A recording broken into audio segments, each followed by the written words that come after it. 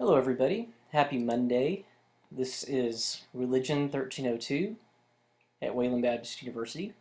I have my ugly mug off of the video this time so you can get a break from that. This is a short lecture on the Gospel of John. The Gospel of John is very unique because it's late in Christian literature. It was written after all the other Gospels, and it's probably the last book in the New Testament. At least that's what I think. And the exception to that might be Revelation. It might have come, or it certainly might have come after the Gospel of John.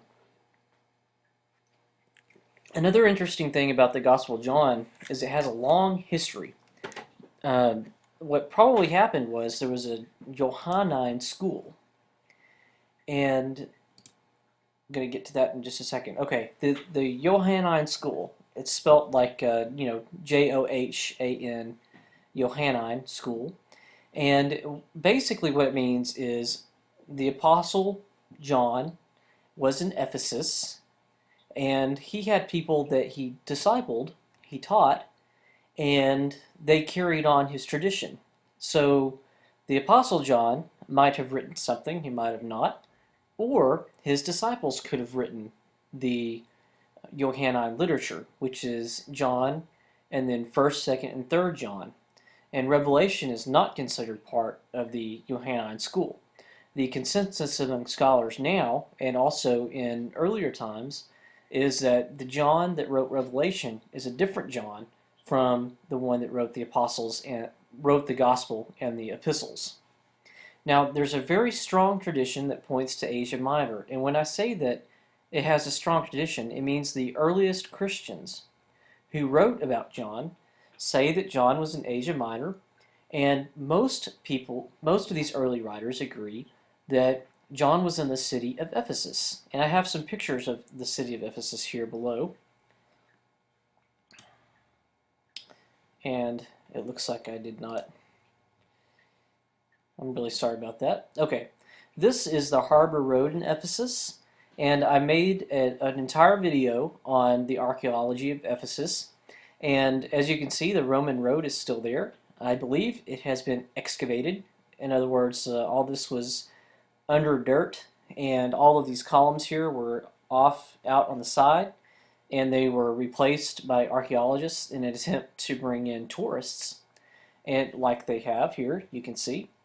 My professor, Dr. Lynn Osick, frequently, actually several times during the summer, she leads tours here.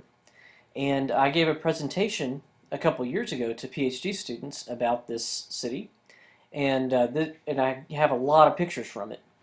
Over here, you see this little white stuff here. I think it's white, I'm colorblind. This is a cover over an archaeological site, which is a huge housing complex. And then beside it, behind these trees, is another housing complex. They're side by side, and the poor people lived in the front, and as you went back, they had larger housing and wealthier people living there. And the front were shops. So, like Paul could have been there. And way back here is the most beautiful thing in archaeology, I think, is a restored Ephesus library. There's only the front because the rest of it was lost to fire or earthquakes. And you can see here, this is either a goddess or a statue of a patron. And a patron is somebody who funded the paving of the road. And the gods and patrons would be lined up on top of all of these columns here, all the way down the road. I believe this is the Fountain of Trajan, and his beautiful face is right here. And this is a temple to emperor worship. And Christians were killed because they did not honor the emperor as God. This is a close-up of the Library of Ephesus. They have this thing lit up at night, and it's incredible. Okay, the author. And we talked earlier about how the author is unknown. He calls himself John, and he's most probably several different people who follow the original apostle. And like we say, John in Ephesus, it's attributed to John in Ephesus by Irenaeus, who is an very early Christian writer in about 180 CE. And before him, Polycarp and Papias were disciples of John. Both of these people wrote some letters. There's a fragment from Papias, and there's actually a couple of letters by Polycarp, who was he was like a child when he saw the Apostle John, and Papias is a little bit older, and he was actually a disciple of John. A presbyter is an old man. He calls himself an old man in the epistles. It is not an office like it is today. You know, we have the Presbyterian Church with presbyters who are elders, and those elders kind of hold an office. If you're a Baptist, it's the equivalent of a deacon.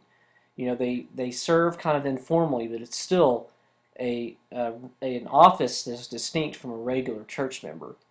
But in John's day, it was most likely just a term for an old person. And that's one of the reasons why we think that the writing of John is old, because he was a young man whenever Jesus was alive, and he wrote his gospel at the end of his life. And at least that's the tradition handed down to us by the early Christians.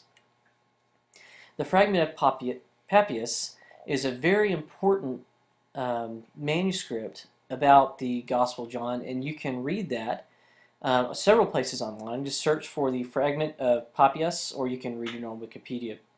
The manuscript tradition indicates that the original Gospel of John originated between 100 and 110 CE. Now, that is a very optimistic date, and it's disputed. But there's a little tiny fragment. It's called the Ergaton Gospel.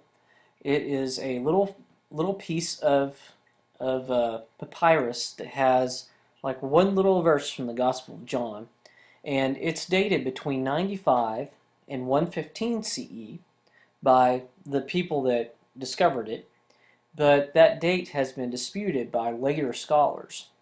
And because this one fragment can be dated to the end of the first century, people assume that the entire gospel was written, which is probably a pretty good assumption, but the date has been disputed. So I think it was finished around 150, but you know, you're a pretty good guess between 95 and 115 or so.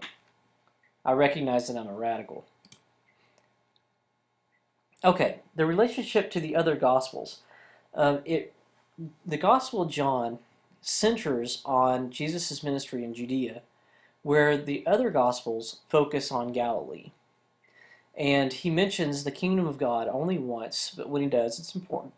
But you can tell when you're reading the Gospel of John, there's a conspicuous lack of reference to the kingdom of God, which is so important in the synoptics. And there's a concentration on who Jesus said that he was. Like when Jesus says he is the way, the truth, and the life. And we're going to talk about these here in a second. Okay, the Gospel of John is independent of the synoptics, which means that the traditions that John gives us, the teachings and the content about the life of Jesus, is an independent source from the synoptics. We learned earlier that the synoptics are similar in that they all follow the Gospel of Mark in some sense, and they all have the same source, which is Q, in some sense. They're not all exactly the same, but they share a lot of material. So they're called the synoptics. But John, on the other hand, depends on an entirely different Christian tradition.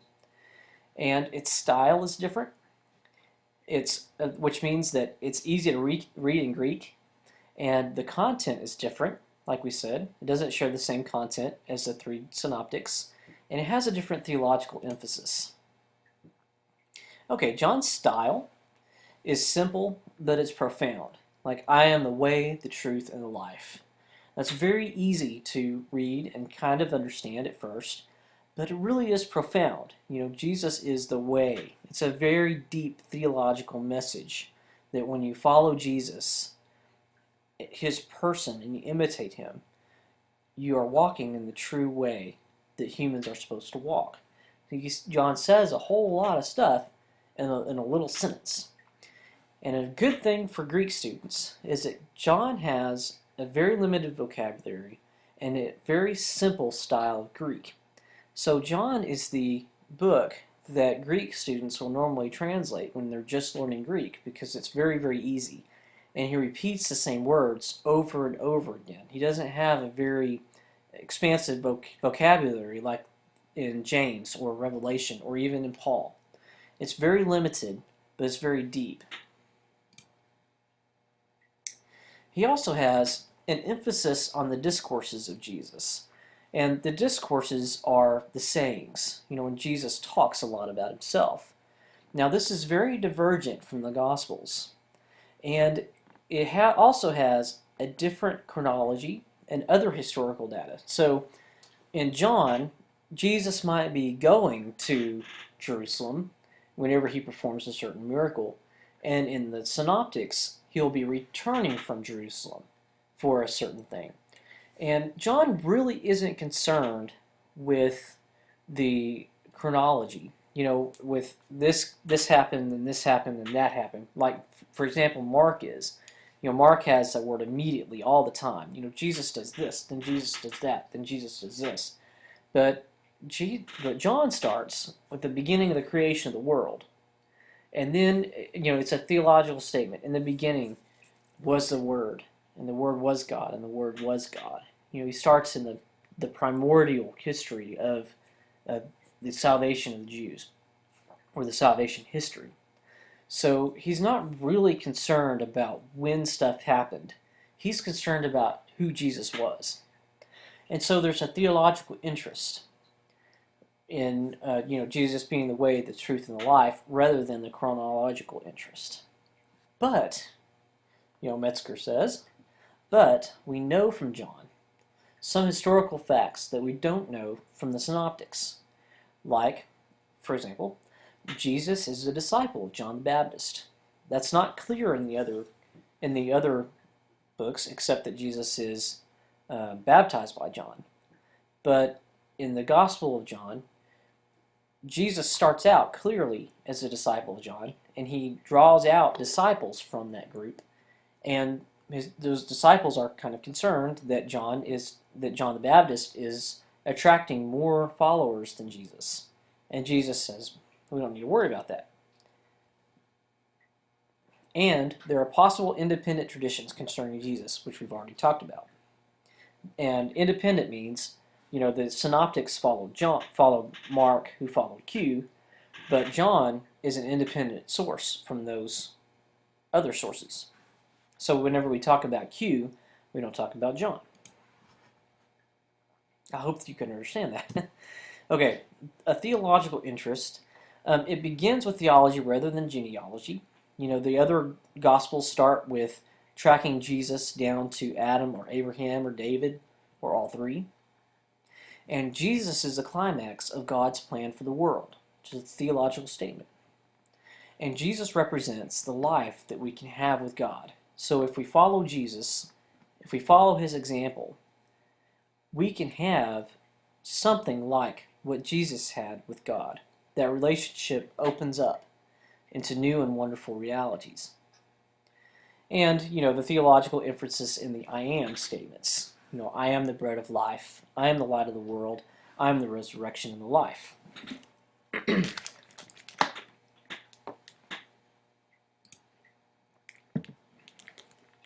Now, there's a relationship between the apostles of John, the Apostle of John, the Gospel, and the epistles of John, and a little bit with the Apocalypse. But like we said earlier, the Apocalypse was probably not written by the same John that wrote the epistles and the Gospels. Now, the Gospels and the epistles were not written by the same actual person, but they were written by a Johannine school. And we covered that on the first slide. And what that means is the disciples of John learned from John and what he said, and they probably used a lot of the same vocabulary.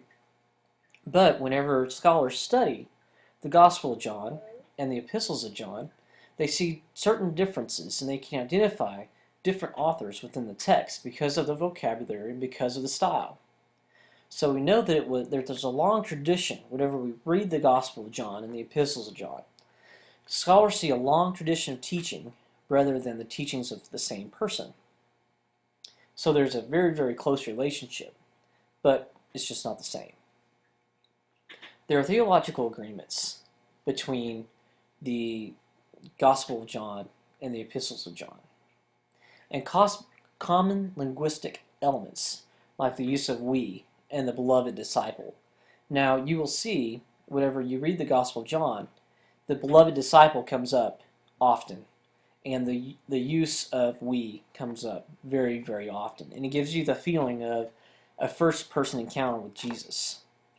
And the beloved disciple is the founder of the school, and whenever later writers used it, it was a term of respect. And like we talked about earlier, you have the pseudepigrapha, in which disciples or followers of a certain famous person would write in their name. And you can tell by reading it that it's impossible that that original person actually wrote what was attributed to them. And there's a use of ecclesiological terms, which means church terms. That is, the friends, and familial terms like child, brother, and sister. You know, like how Baptists call each other brother, Baptist men, or they call each other sister. That's because those terms were used in the Bible to refer to other Christians. So the familial terms were used in both the Epistles of John and the Gospel of John. And there's also ethical affirmations. The ethical affirmations are the ethical teachings of Jesus, or the ethical teachings of the Johns. They are not universal, but for the church. And brotherly love is central. You know, the brothers make up, and brothers and sisters make up the ecclesia, which is the church. We talked about the church terms being the child, the brother, and sister. So the focus is on brotherly love rather than some kind of universal love. And there's also the presentation of Jesus as teacher in both the gospel and the epistles. No surprise there. Okay, the theology of the Gospel of John. Now, in the Gospel of John, there's a sharp distinction between John the Baptist's community and Jesus, the community of Jesus. You know, when you remember, John the Baptist's community is a community that paved the way for Jesus. And Jesus' community is more directly related to the Son of God, you know, to the Messiahship of Jesus. There's a distinction between Christians and the Jews, which points to the break between the Christians and Jews, which happened very early in Christianity. And there's no concern, rather, for the continuity between Moses and Jesus. There's no genealogy in the Gospel of John. And for John, Jesus brings a completely new covenant. You know, there's a break between Judaism and Christianity. And it's not that Christianity doesn't have a relationship with Judaism, because John isn't concerned with denying that there is a connection in history between Christianity and Judaism, but that something entirely new has come, and God is going to relate to the world in a new way through Jesus Christ. And it's not through the law of Moses, but through the resurrection of Jesus. And an example of that is in the teachings of John, in both the Gospel and the Epistles, is that by rejecting Jesus, the Jews reject God. So there's a new chapter of God's relationship with humankind coming to pass in the person of Jesus Christ. Okay, there are conflicts in the Gospel of John. The first conflict is a conflict with the world. Now, the world rejects Jesus and hates him. And you'll see that very clearly in the Gospel of John. You know, the world rejected him, and because the world despises him. And the world cannot receive the Spirit of truth because they reject and hate him. And the world, in the Gospel, is a realm of the devil, the adversary. And you'll see in the Gospels, what the Jews did to Jesus, the world now does to the church. This indicates again that there were conflicts between the Johannine community and the Jews. Now, if the Jews and the Johannine community were getting along, probably the Jews would not be doing to Jesus what the world does to the church. Now, what the world was doing to the church was an undisputed reality. The church in Ephesus was being persecuted, and we know that as a historical fact. The Christians were persecuted very early on, and they made sense out of this persecution by understanding the persecution of Jesus by the Jews and the Romans. So there's a separation in this gospel. There's another conflict, and that is a conflict between docetic false teachers.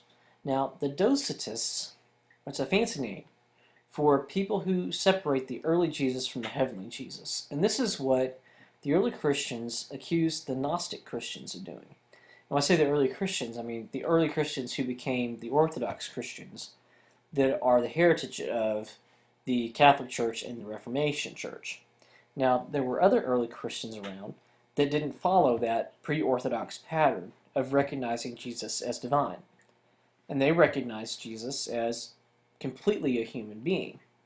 And there's a second Jesus who is a completely heavenly Jesus. So there's a sharp distinction because they viewed the earthly body as evil. So when Jesus resurrected, it was not a bodily resurrection, but a divine resurrection. He shed the body, and he arose divine. So the Docetists believed that this human shell that we have is evil. It only wants sex, it only wants other desires, and it gets us in all sorts of trouble. And so the earthly Jesus had this evil,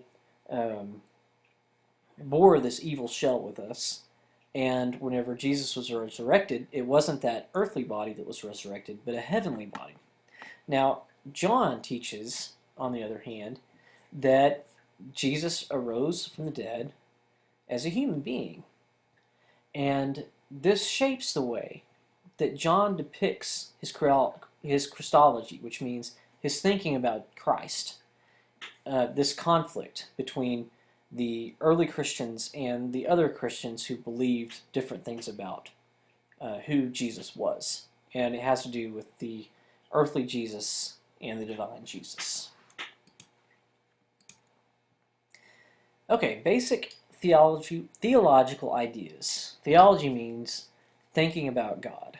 And you know that a lot of this stuff, the first two things, major points, is covered in the first verse of the Gospel of John. There's an emphasis on the unity between Father and Son throughout the Gospel, and also in the incarnation of God in Christ. And incarnation means that God is spirit, and God became a body. That's what incarnation means. God manifested God's self in the body of Jesus Christ. And you can already see from the previous slide that's in conflict with what the Docetists taught, that there's a separation, there's a clear divide between the divine and the earthly. But for John, the divine and earthly unite in the body of Jesus Christ. And the body can be killed, but the body can be resurrected because of its divine nature. And there's also the importance of the cross. And you can kind of sense that the cross is really important when we're talking about the person of Jesus, dying and being humiliated and being crucified, rising from the dead. The cross is a very pivotal point in that whole scheme. The Son in the cross fulfills the will of the Father. God intended, in the Gospel of John, all along to come to earth as Jesus Christ and to be crucified.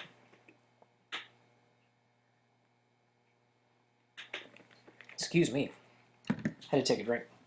Okay, and this pattern it fulfills the prophecies of the Messiah in the Scriptures, and that's a major theme in all the Gospels.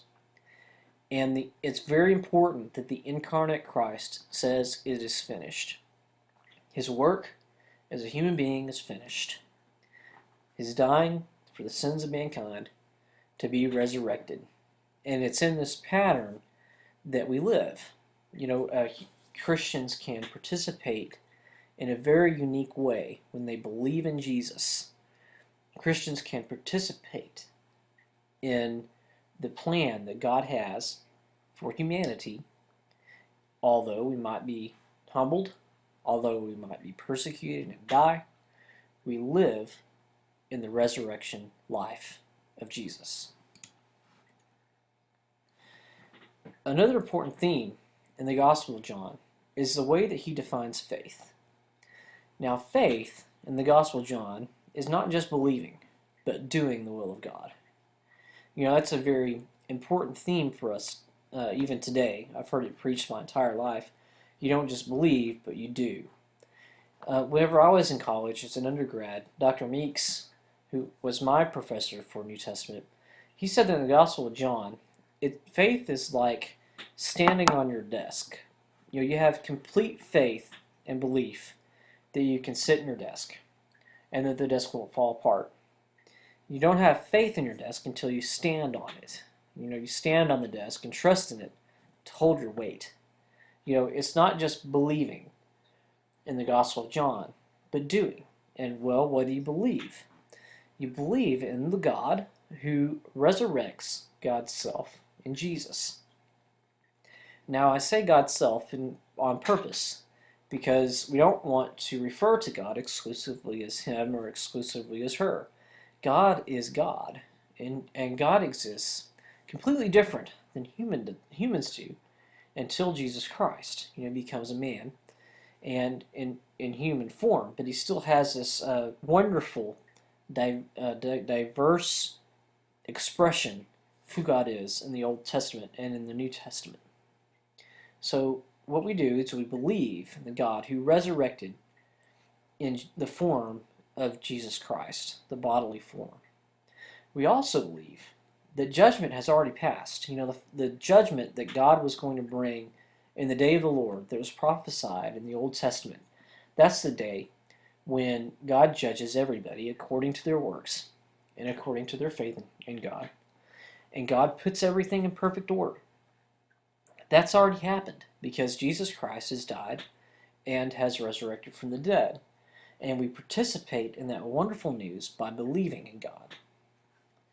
And also, as a part of that, in this final point, we believe that the end times are a present reality. The end isn't near, the end is here.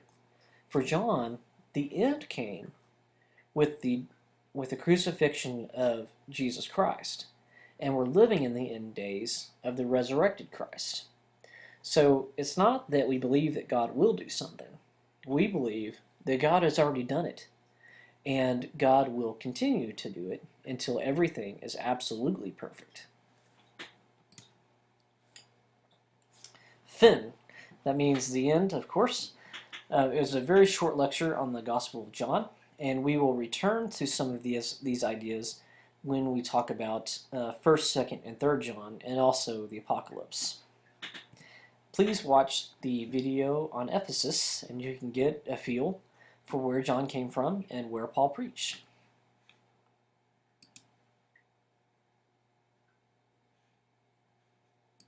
Okay. Thanks very much.